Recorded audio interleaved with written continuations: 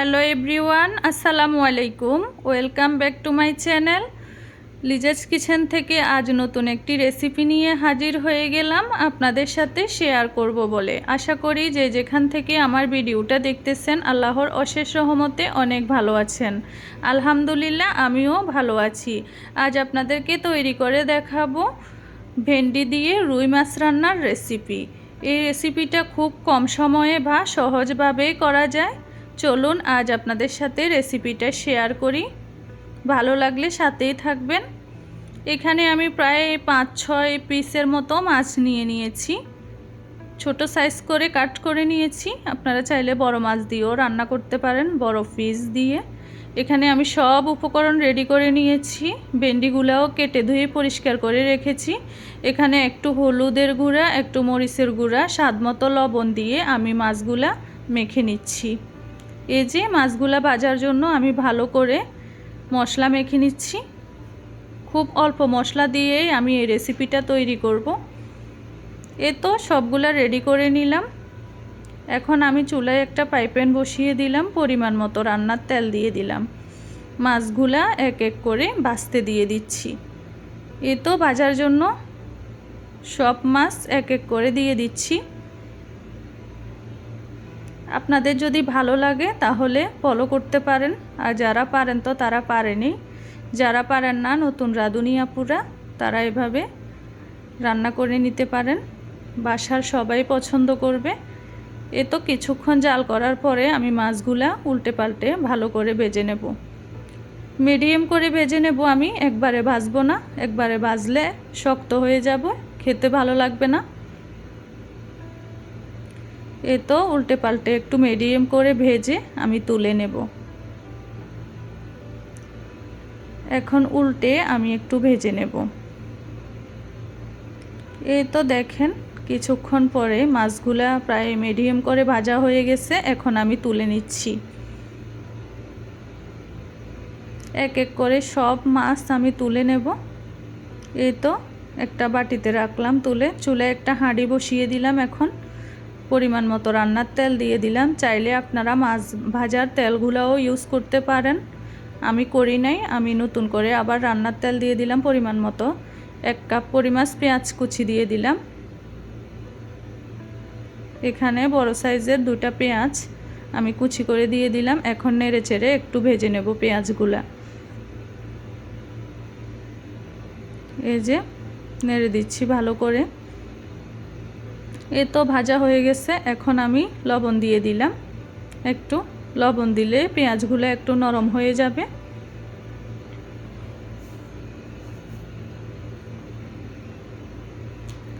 কিছুক্ষণ পরে এ তো আমি কিছুটা রসুন থেতো করে দিয়ে দিলাম। আপনারা চাইলে ব্লেন্ড করে দিয়ে দিতে পারেন। তারপর কাঁচামরিচ দিয়ে দিলাম, টমেটো দিয়ে দিলাম। আমি খুব অল্প উপকরণে রান্নাটা করব, বেশি মশলা ইউজ করব না। এখানে 1/2 চামচ হলুদের গুঁড়া দিয়ে দিলাম, 1/2 চামচ মিক্স মশলা গুঁড়া দিয়ে দিলাম, 1/2 চামচ লাল মরিচের গুঁড়া দিয়ে দিলাম।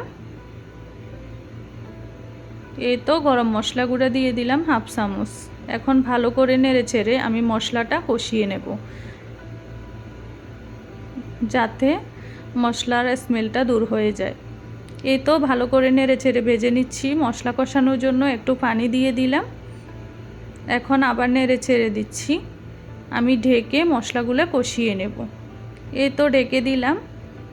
কিছুক্ষণ পর ফিরে আসলাম। দেখেন মশলা কষানো হয়ে গেছে। উপর দিয়ে তেল ভেসে উঠলে বুঝবেন যে মশলা কষানো হয়ে গেছে।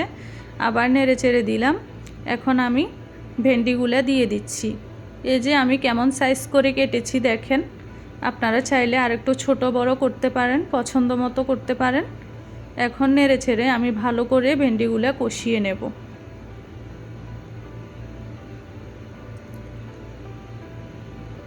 এই তো নেড়ে চেড়ে দিলাম। একটু জাল করে অফ ক্যামেরায় কষিয়ে নিয়েছি। এখন উপর দিয়ে ভাজা মাছগুলো দিয়ে দিচ্ছি। ঢেকে দিব। এখন ঢেকে আবার কিছুক্ষণ জাল করে নেব। এই তো ঢেকে দিলাম। ঢেকে আমি অফ ক্যামেরায় আবার কিছুক্ষণ জাল করে নেব। এই তো কিছুক্ষণ জাল করে নিয়েছি। ভেন্ডিগুলোও ভাজা ভাজা হয়ে গেছে, কষানো হয়ে গেছে। এখন আমি ফুটানো গরম পানি দিয়ে দিলাম। আপনারা চাইলে ঠান্ডা পানিও দিতে পারেন। আমি ফুটানো গরম পানি দিয়েছি, দিয়ে নেড়ে চেড়ে দিচ্ছি আলতো হাতে। এই তো দেখেন, এখন ডেকে কিছুক্ষণ লো হিটে জাল করে নেব।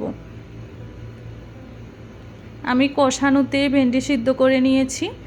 এখন চুলার আঁচ মিডিয়াম টু লো হিটে রাখলে ভেন্ডিগুলো সিদ্ধ হয়ে যাবে। দেখেন ভেন্ডি সিদ্ধ হয়ে গেছে, প্রায় রান্নাটাও 80% হয়ে আসছে। আমি একটু হাই হিট দিয়ে দিলাম। এখন এই যে প্রায় রেডি হয়ে আসছে আমার রান্নাটা। ভেন্ডিটা সিদ্ধ হয়েছে কিনা আমি চেক করে নিলাম। এই যে দেখেন ভেন্ডি সিদ্ধ হয়ে গেছে। এখন আমি ধনেপাতা কুচি দিয়ে দিচ্ছি। যারা ধনেপাতা কুচি পছন্দ করেন না তারা স্কিপ করতে পারেন।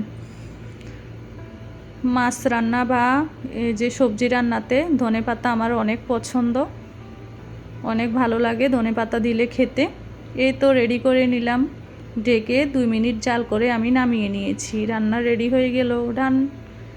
এই যে দেখেন মাশাল্লাহ অসাধারণ কালার হয়েছিল।